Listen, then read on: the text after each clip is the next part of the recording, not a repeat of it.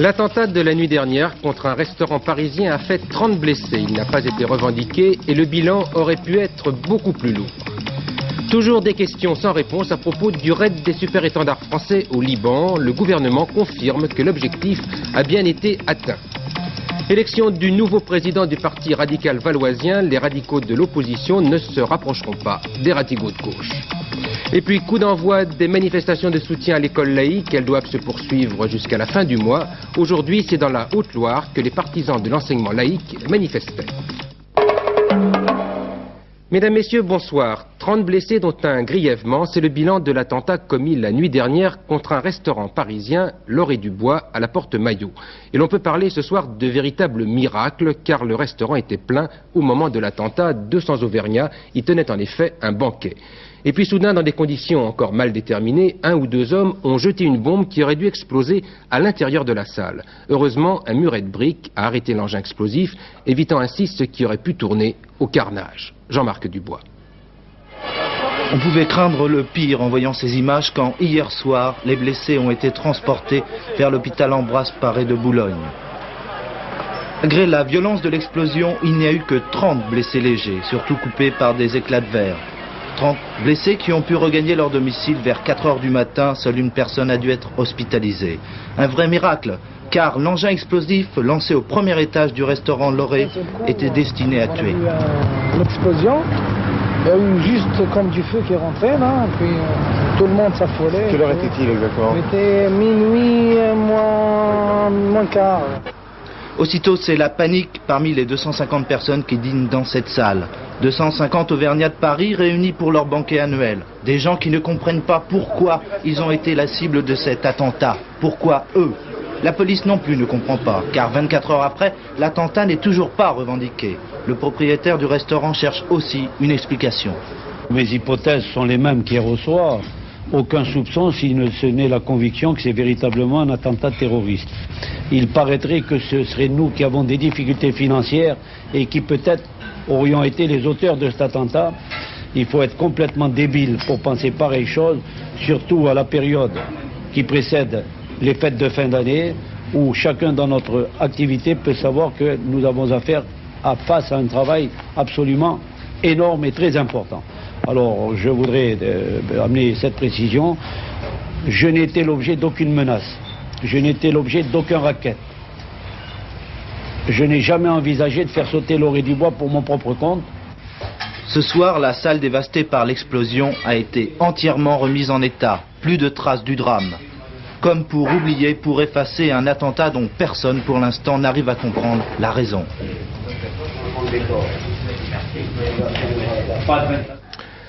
Confirmation iranienne aujourd'hui du raid mené jeudi par les avions français contre les milices islamiques installées dans la région de Baalbek, au nord-est du Liban. Selon Téhéran, 14 Iraniens, ceux que l'on appelle les gardiens de la révolution, auraient été tués au cours de cette opération. Et l'imam Khomeini a accusé la France de s'être déshonorée par cette opération. Reste qu'un certain mystère continue de planer sur les résultats du raid des super-étendards français. À l'origine, il y a le flou des informations fournies dans les premières heures par l'état-major. Un flou qui a en principe été dissipé hier par le ministre de la Défense qui a donné des précisions techniques sur le raid. Il a notamment déterminé les coordonnées exactes de l'objectif visé. Et ce soir, on y voit un peu plus clair, même si un certain nombre de détails manquent encore. Je vous propose de faire le point avec Gérard Sebag, qui connaît bien la région de Baalbek, où il était encore il y a quelques mois. Monsieur Charles Hernu indique comme point de repère principal les 6 colonnes du temple de Jupiter. Les voici. L'objectif se situerait en face des colonnes dans la direction sud-sud-est. Vue générale de Baalbek, prise toujours à partir du temple de Jupiter. On aperçoit alors parfaitement ce qui pourrait être l'objectif des étendards, cette ancienne caserne de l'armée libanaise avec ses murailles et ses 2 tours qui a été occupée récemment par les gardiens de la révolution iraniens et les combattants de l'organisation Amal Islami. À partir de ces données, nous avons établi une carte qui nous permet de repréciser cet objectif. Ici, les colonnes de Jupiter, le sud-sud-est indiqué par M. Hernu, plus une indication supplémentaire, 800 mètres à partir de ces colonnes. Ici, le centre de la ville et les collines Cheikh Abdallah, qui auraient donc été la cible atteinte par les super-étendards. Il faut tout de même remarquer car il est très difficile, malgré les données de M. Charlernu, d'être affirmatif, qu'il y a une autre caserne qui se trouve elle aussi dans la direction sud-sud-est et qui est également occupée par les gardiens de la Révolution. Pour avoir une certitude, il faudra attendre des données encore plus précises du ministère des Armées, indications qui tardent à venir. Oui, et sur place, les journalistes occidentaux essayent depuis 48 heures de parvenir jusqu'à cette région de Baalbek. Mais les risques sont grands et apparemment personne ne souhaite leur présence sur les lieux du raid. Écoutez le témoignage de notre envoyé spécial, Gérard Rinet. J'ai essayé hier toute la journée et toute la nuit de me rendre à Baalbek. C'est impossible. À 30 km de la ville, les Syriens nous empêchent de passer et nous promènent de caserne en caserne. Si j'ai voulu aller voir le résultat du raid français, c'est parce que ici, le doute subsiste. On ne sait plus très bien ce qui s'est passé. Les Iraniens annoncent une chose, 14 morts et des civils blessés. Les Français disent autre chose. Il y a une énorme confusion sur les objectifs atteints. La seule conclusion, si conclusion il y a, c'est que sur le terrain libanais, l'effet dissuasif de ce raid est complètement détruit par cette impression de doute que tout le monde ressent ici, à Beyrouth. Alors Paul Naou, est-ce qu'on peut avoir ce soir une idée sur ce qui s'est vraiment passé à Baalbek? Alors effectivement, 3 jours après ce raid, et c'est l'une des raisons principales de la polémique, le public français ne dispose pas encore de preuves formelles selon lesquelles l'objectif a été atteint par les avions super-étendards. Alors, après avoir enquêté toute la journée, on m'a affirmé à plusieurs sources que l'objectif a bel et bien été détruit, sans aucun doute possible. En effet, les militaires français ont eu 3 semaines pour déterminer leur cible, la traiter, comme l'on dit dans le jargon des militaires, et l'atteindre. Cela n'a pas été très difficile, cependant, un détail qui a son importance, au moment où les avions français qui ont dû répondre, qui ont attaqué, les avions français ont dû répondre à des tirs de DCA au moment de pilonner la fameuse caserne. Quant aux preuves de la réussite de l'opération, elles sont à Paris, dit-on, au ministère de la Défense, et ce sont principalement des films qui ont été tournés pendant l'attaque grâce aux caméras embarquées sous les ailes des super-étendards, ce qui est une procédure tout à fait normale. Et on saura demain si le gouvernement décide de les publier, car cette divulgation dépend d'abord d'une décision politique au sommet, et ensuite de la qualité du matériel, c'est-à-dire des photos prises pendant le raid. Voilà ce dont on dispose ce soir, sans oublier que dans cette affaire, le gouvernement français ne veut pas compliquer les choses, diplomatiquement surtout. L'opération a été réussie, dit-on, les soldats français sont vengés et nous ne voulons pas en rajouter. Voilà en tout cas ce qu'on dit du côté officiel. Au Liban, toujours, ce sont des combats acharnés qui se déroulent actuellement à Tripoli entre partisans et adversaires de Yasser Arafat, sans que l'on puisse dire avec clarté qui a l'avantage sur le terrain. Nous vous parlons souvent de ces combattants loyalistes ou dissidents, c'est-à-dire amis ou ennemis de Yasser Arafat, et qui se battent pour tenir ou reprendre les camps palestiniens de la région. Mais on parle moins souvent des populations civiles qui vivent dans ces camps, car il s'agit bien de camps de réfugiés. Ainsi le camp de Badawi qui fut l'enjeu ces dernières semaines de combats extrêmement violents. Ces civils sont en première ligne et ce sont bien souvent eux qui payent le plus gros tribut à la guerre du Liban. Le reportage de Gérard Rinet et Jean-Claude Delatremblay. Sous un ciel bas et sombre, profitant d'une accalmie, les derniers habitants de Badawi se sont repliés vers Tripoli. Ils sont près de 15 000 Palestiniens à avoir quitté ce camp en emportant quelques affaires. Dans Tripoli, ils ont trouvé refuge dans tous les bâtiments vides de la ville. Dans cette école, 9 familles se sont entassées dans les petites salles de cours. Soulagés, sinon rassurés, c'est pour beaucoup, encore une fois, un nouvel exode.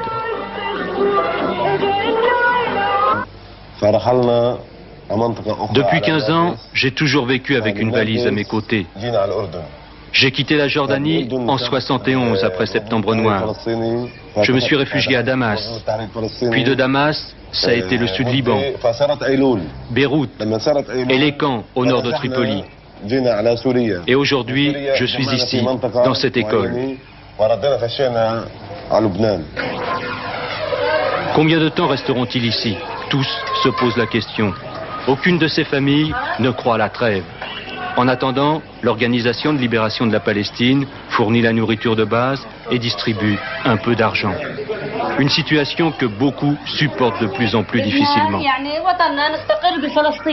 Ce que je veux, c'est aller en Palestine. Mon mari est mort au sud Liban. Je ne veux plus entendre parler de camp, je veux aller en Palestine avec mes enfants.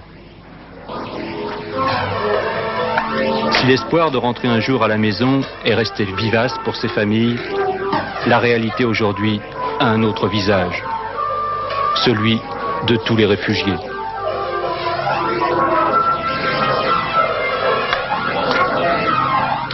Et ce soir, Yasser Arafat accuse les Syriens et les Libyens de vouloir détruire la ville de Tripoli vers laquelle ils avancent appuyés, selon le chef de l'OLP, par des chars et de l'artillerie lourde. Je vous rappelle que Tripoli compte 400 000 habitants et que c'est la deuxième ville du Liban. Voilà donc pour l'étranger. En France, ce week-end politique a été dominé par le congrès du Parti radical valoisien, un parti de l'opposition. Les radicaux ont élu leur nouveau président, c'est André Rossineau, qui est député-maire de Nancy. Et cette élection représente un choix politique, puisque M. Rossineau est opposé à tout compromis entre son parti et le mouvement des radicaux de gauche. Un compromis dont il a été question pendant le congrès. Patricia Charmel. André Rossineau aura gravi un à un tous les échelons de la carrière politique. À 44 ans, ce médecin, fils d'instituteur, déjà élu député-maire de Nancy, devient président du Parti radical. D'ores et déjà, il en a rappelé la ligne politique. Opposition sans ambiguïté au pouvoir. Les radicaux sont avant tout hommes et femmes responsables. Ils ne prendront pas devant le pays le risque mortel pour la France d'être ceux par lesquels l'après-socialisme serait retardé. Bien au contraire, par sa participation totale au combat de l'opposition unie, par son influence au sein de l'UDF, le Parti radical constituera le maillon indispensable à la reconquête du pouvoir. Rien n'en est fait. Pas question donc de faire, comme le souhaitait Olivier Stiernes, une alliance même à terme avec la gauche. Le Parti radical, a dit André Rossineau, repoussera toutes les tentatives de recentrage qui ne sont pour lui que manœuvres. C'est donc très clair, ces alliés de l'UDF, centristes et giscardiens peuvent respirer ce soir, car leur petit frère radical leur restera fidèle. Georges Marchais parlait ce matin à Nanterre, un discours attendu à la veille du sommet PCPS prévu pour le 1er décembre. Le secrétaire général du Parti communiste estime qu'un tel sommet est utile pour faire le point alors que les députés en sont à la moitié de leur mandat. Un discours essentiellement centré sur la politique étrangère de la France est l'occasion pour Georges Marchais de rappeler les points d'accord et de désaccord entre son parti et le président de la République. Nous écoutons M. Marchais. Il n'y a pas de divergence entre les positions du gouvernement, celles définies par l'accord de 1981 et les nôtres à propos de la Pologne. Il en est de même à propos de l'Afghanistan. Il en est de même à propos du Liban. Il en est de même à propos du Tchad, il en est de même à propos de Grenade. Tout cela est parfaitement clair. En définitive, sur toutes ces questions, je ne vois à vrai dire qu'une seule différence entre le gouvernement et nous, celle qui porte sur la possibilité ou non de comptabiliser la force de dissuasion française dans l'inventaire complet des forces en présence en Europe. Je ne vous fais pas de révélation. Cette divergence est de notoriété publique et je vais d'ailleurs y revenir. Mais on admettra qu'elle est loin d'être de nature à elle seule à faire éclater la coalition gouvernementale. La semaine économique aura été marquée par un véritable bombardement d'indices. Chiffre de l'emploi, hausse des prix pour le mois d'octobre, progression du dollar sur les places financières et commerce extérieur. Mais en marge de ces indices, deux chiffres sont passés un peu inaperçus. Et pourtant, ils prouvent que les Français ont réduit leurs dépenses au mois d'octobre. Un chiffre est significatif, la consommation des ménages, c'est-à-dire notre consommation de tous les jours, a chuté de 6% entre septembre et octobre. Les explications de Geneviève Moll. Cette baisse de la consommation apparaît tout de même sélective pour les personnes que nous avons interrogées à Paris, dans une grande galerie marchande. Vous vous êtes restreinte au cours de ces derniers mois? Bah oui. Dans quel domaine? Vestimentaire et loisirs. L'habillement? Oui, dans le domaine de l'habillement notamment. Et de la lecture. Et de la lecture? J'achète point de livres, oui. Ou j'essaye de les acheter d'occasion et en seconde main. Il y aurait les produits de grande consommation, type Wi-Fi, télévision, etc. Donc pour nous c'est un cas spécial vu qu'il faut qu'on se monte un peu et voilà, se meubler, d'ailleurs tout ça. De voir pas mal de rabais au niveau de l'électroménager, des télés, Wi-Fi. On y est assez sensible, on est vraiment surpris. Ces témoignages recoupent les tendances indiquées par les organismes officiels. Les Français ont en effet restreint leurs dépenses en électroménager, radio-télévision, Hi-Fi, automobile, chaussures, droguerie, loisirs et horlogerie-bijouterie. Les gens achètent. Tout à l'heure, je vous dis, on a eu beaucoup de monde, mais les gens achètent peut-être pour un pouvoir d'achat moindre. C'est-à-dire que ce qu'ils achetaient, où ils dépensaient facilement 3-4 000 francs l'année dernière, ils dépensent 1 000 ou 2 000 francs cette année. Pour ce qui est du textile et de l'habillement, et contrairement à ce que font apparaître les témoignages, les statistiques les donnent en légère hausse. C'est que, comme pour l'horlogerie-bijouterie, les clients continuent d'acheter, mais moins et moins cher. La tendance apparue les mois précédents, qui indiquait une préférence pour les vêtements de qualité, donc chers, semblerait ainsi s'inverser. Quant à l'alimentation, qu'on dit en baisse, elle reste un domaine préservé pour les personnes que nous avons interrogées, sauf pour l'une d'entre elles, vivant à la campagne. Il faudra attendre le mois prochain, celui des fêtes, pour savoir si ce tassement de la consommation des ménages constitue un véritable reflet de la rigueur. Et selon certains banquiers, cette baisse de la consommation correspondrait à une épargne que les consommateurs feraient en prévision des fêtes de fin d'année. C'est peut-être une explication. À noter la réponse de Jacques Ralite, le ministre de l'Emploi, après les déclarations d'André Bergeron qui mettaient en cause hier les chiffres de l'emploi publiés par le ministère du Travail. J'appartiens à un gouvernement qui ne truque pas, qui ne magouille pas, a déclaré M. Ralite qui était l'invité du grand jury RTL Le Monde. Je vous propose maintenant de faire connaissance avec la petite nouvelle de la régie Renault. Enfin, quand je dis petite, c'est une image puisque la R25, c'est son nom, doit prendre la relève des modèles R20 et R30. On devrait commencer à l'avoir roulé sur les routes à partir du mois de mars prochain. Pour ce nouveau modèle, l'effort a été porté sur la qualité de la fabrication. Et pour ça, des bureaux d'études de la régie ont fait appel à des méthodes qui ne sont pas sans rappeler ce qui se passe au Japon. Le reportage de Jean-Claude Renaud. Il faut inventer d'autres autos. Renault n'a pas eu son dernier mot. Il faut inventer d'autres autos. Renault n'a pas eu son dernier mot. Avant-première sur la R25 pour les 9600 travailleurs de Sandouville qui la découvrent par petits groupes. C'est normal, ce sont eux qui vont la fabriquer. Mais c'est inhabituel. La régie, avant de séduire le client, veut convaincre ses ouvriers sur le thème « La qualité du haut de gamme, c'est d'abord vous ». Les concurrentes de la R25, Renault les montre à son personnel. Ici, une BMW 524. Chacun est invité à comparer. Objectif, améliorer le produit maison. Les deux diesels, le diesel Atmo et le diesel turbo, et le V6. C'est aussi l'objectif de la mini-chaîne expérimentale où sont formés 1300 monteurs avec l'aide d'un système vidéo. Il s'agit d'être prêt en mars quand la R25 sera commercialisée. La montée en cadence sera rapide, 600 voitures par jour. L'enjeu pour la R25, c'est le créneau du haut de gamme.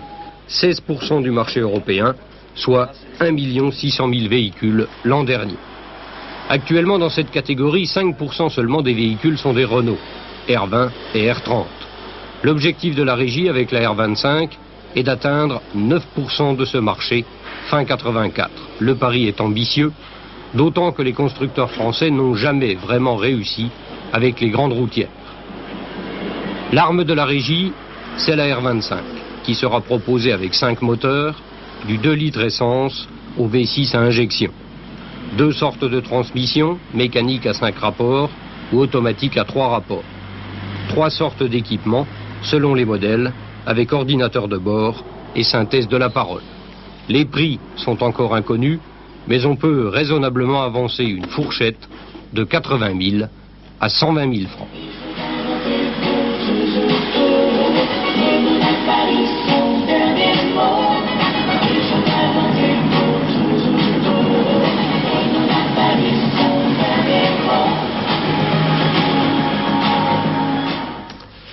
Début des manifestations cet après-midi du Comité national d'action laïque. Les partisans de l'école publique avaient choisi la ville d'Yssingeaux pour leur première manifestation qui a regroupé entre 20 et 35 000 personnes. Thème du défilé, le développement, la transformation et l'unification laïque du système éducatif. La ville d'Yssingeaux avait été choisie car c'est un fief de l'enseignement catholique puisqu'on compte dans cet arrondissement 7 lycées qui sont tous confessionnels. M. Savary a réaffirmé lors du vote du budget de l'éducation qu'il souhaitait voir s'ouvrir rapidement des négociations avec les responsables de l'enseignement public et privé. Des négociations qui promettent déjà d'être très difficiles. Pourtant, au-delà des discussions qui vont avoir lieu, il y a la situation sur le terrain, ce qui ne va pas là aussi sans poser un certain nombre de problèmes. C'est ce qu'ont pu voir Estelle Gouzy et Bernard Branc à Mons-en-Barœul, dans la banlieue lilloise. Sur la place Jean 23, la place de l'église, les bâtiments de l'institution catholique Saint-Honoré-la-Treille font face aux écoles publiques Sévigné-Guilmer. Entre elles, ce n'est pas la guerre, juste l'indifférence. En 1977, la commune passe à gauche et le jeune maire socialiste, lui-même enseignant, décide d'engager le dialogue. On avait un problème concret à résoudre, celui de la construction d'une salle de sport à Mons-en-Barœul. C'est vrai qu'on l'a situé dans une démarche intellectuelle plus générale, qui est celui du rapprochement de l'enseignement public et de l'enseignement privé. Actuellement, les enfants du Vieux-Mons doivent marcher 20 bonnes minutes pour se rendre à la cantine. La municipalité propose à l'enseignement catholique un marché. Leur terrain contre une école neuve, la jouissance partagée avec l'école publique d'une salle de sport et d'une cantine construite sur place. L'école privée, munie d'un bail de 50 ans, devient locataire de la ville, loyer payé d'avance par le prix des terrains. En contrepartie, l'école privée sera gratuite. Actuellement, les parents versent en moyenne 60 francs par mois. Proposition alléchante pour le diocèse et pourtant...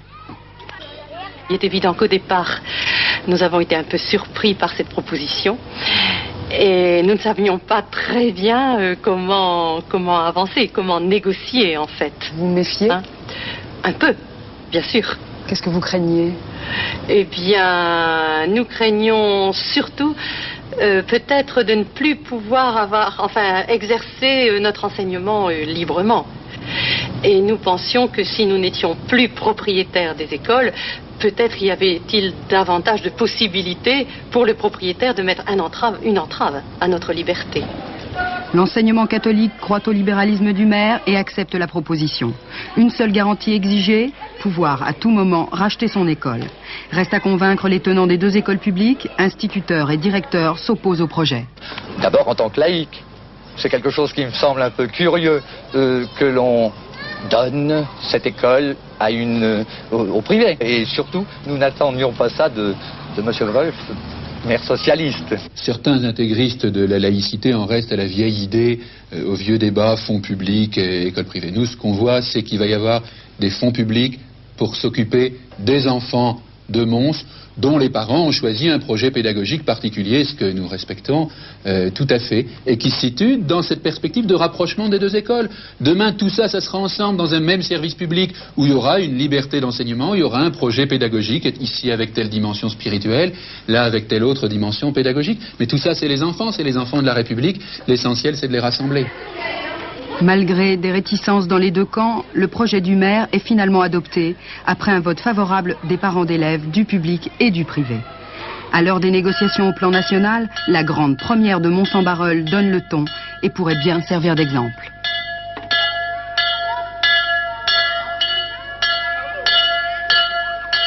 Oui, le débat n'est pas prêt d'en finir apparemment. Au chapitre des faits divers, les suites de la fusillade au cours de laquelle 4 femmes ont été blessées vendredi après une querelle d'automobilistes. Les 2 agresseurs ont été identifiés par la police et l'un d'eux s'est constitué prisonnier. Alors on connaissait mal les détails de l'altercation qui devait aboutir à ce drame. Des parents d'une des victimes racontent l'histoire. L'homme qui a blessé 4 jeunes femmes vendredi soir rue des Petites Écuries est un ressortissant turc arrivé depuis 4 jours seulement à Paris. Le chauffeur de la BMW qui conduisait la voiture d'où est sorti le tireur fou avait quitté les lieux avant le mitraillage. Il s'est présenté spontanément à la police et a été mis hors de cause. Il s'est déclaré menacé par ce compatriote violent rencontré dans un centre d'accueil de réfugiés turcs à Marseille et qui, dès son arrivée dans le quartier des Petites Écuries, avait semé la panique dans les cafés en s'alcoolisant. Les jours des 4 jeunes femmes ne sont pas en danger. La tante de l'une d'entre elles, Sophie Pagès, raconte. Elles sont descendues de leur voiture, ils se sont agrafés sur le trottoir, ils ont commencé à aller frapper, et puis l'un a sorti son revolver et a tiré successivement sur les 4. La jeune fille, à l'hôpital comme ses amis, est encore sous le choc de l'incroyable incident. Elle n'a pas l'air trop mal, elle était encore un peu traumatisée par tout ce qui vient d'arriver, et elle a un œil au beurre noir, ils les ont battus avant de leur tirer dessus, et sa sœur est encore plus touchée qu'elle. Elle a une balle qui lui a traversé la jambe et qui est ressortie heureusement, mais enfin elle souffre beaucoup, mais ça n'est pas trop grave. Elle est jeune, elle va se remettre vite, j'espère. Le conducteur de la voiture est en garde à vue sous la protection de la police et tout a été mis en œuvre pour arrêter le plus vite possible le tireur fou. Fait divers toujours avec l'enlèvement d'une riche bijoutière italienne qui était enlevée près de Rome avec l'un de ses fils. Il s'agit de Madame Bulgari, qui est l'une des copropriétaires de la prestigieuse bijouterie Bulgari. L'un de ses cousins, Gianni, avait déjà été enlevé en 1975 et libéré quelques mois plus tard après le versement d'une rançon de plus d'1 milliard de lire. Et puis il y avait un tiercé aujourd'hui à Auteuil. Je vous laisse découvrir les résultats sur votre petit écran. Il fallait jouer le 2, le 5 et le 4, ce qui rapporte dans l'ordre pour 5 francs 382 francs et 50 centimes et dans un ordre différent toujours pour 5 francs 64 francs, ce qui n'est pas cher payé. La météo avec Brigitte Simonetta. Voilà, vous connaissez sûrement la devinette que l'on pose souvent aux enfants. Quel est le plus lourd, 1 kilo de plume ou 1 kilo de plomb? Eh bien, je reprends cette devinette à mon compte. À une température donnée, quel est le plus froid? Un froid sec ou un froid humide? Il est évident que souvent, nous supportons mal l'humidité. Aussi, demain, aurons-nous l'impression d'avoir plus froid? Et pourtant, je vous l'assure, ce ne sera qu'une sensation, car le thermomètre restera stable par rapport à aujourd'hui. Regardez la photo satellite. Et regardez surtout cette formidable dépression très creuse, très profonde. C'est elle qui a donné les pluies diluviennes sur le Portugal vendredi soir. Nous sommes bien à l'arrière, mais nous en subissons tout de même des effets sur le sud du pays, des effets bien sûr très atténués. Enfin, regardez au nord, ces taches plus claires, ce sont des nuages qui descendent des îles britanniques et qui vont descendre encore plus à l'intérieur du pays. Tout cela nous donne comme tendance sur la carte de demain, temps couvert, donc avec des averses, de l'Aquitaine au littoral méditerranéen et à la Corse. Des nuages également, mais beaucoup moins méchants, du nord à la presqu'île du Cotentin et jusqu'aux Alpes du Nord. Ils donneront des toutes petites pluies, des ondées, surtout sur les frontières de l'Est, et peut-être même de la neige sur le relief. Enfin, de la Bretagne à la vallée du Rhône, après dissipation du brouillard matinal, ce sera du beau temps. Le baromètre reste stable, même chose donc je vous le disais pour le thermomètre. Il va geler cette nuit très fort, sûrement jusqu'à moins 8 degrés, surtout sur les parties centrales. Et puis demain dans l'après-midi, nous arriverons de 4 degrés à 10 degrés sur la moitié nord et de 6 à 16 degrés sur la moitié sud. Demain, nous serons le lundi 21 novembre. Le soleil se lèvera à 8h09. Il se couchera à 17h03. Ce sera une célébration religieuse, la présentation de Marie. Très bien. Ce journal va se refermer. Vous avez rendez-vous à 22h50 avec Hervé Claude pour la dernière édition et un débat sur la psychanalyse et le cinéma à propos de la sortie du film de Maurice Pialat, À nos amours.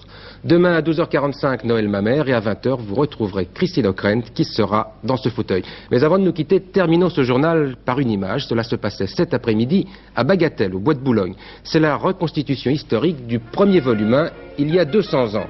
Le 21 novembre 1783, 2 hommes, Pilâtre de Rosiers et le marquis d'Arlandes, s'envolaient à bord d'une montgolfière identique à celle-ci. Partis de la Meute, ils traversèrent le Paris de l'époque pour atterrir à la butte aux Cailles, actuellement porte d'Italie. 10 jours plus tard, le 1er décembre 1783, ce fut au tour de Charles et Robert d'effectuer le premier vol à bord d'un ballon à gaz dont la réplique a été reconstituée pour le musée de l'air. Je vous souhaite une excellente soirée sur Antenne 2.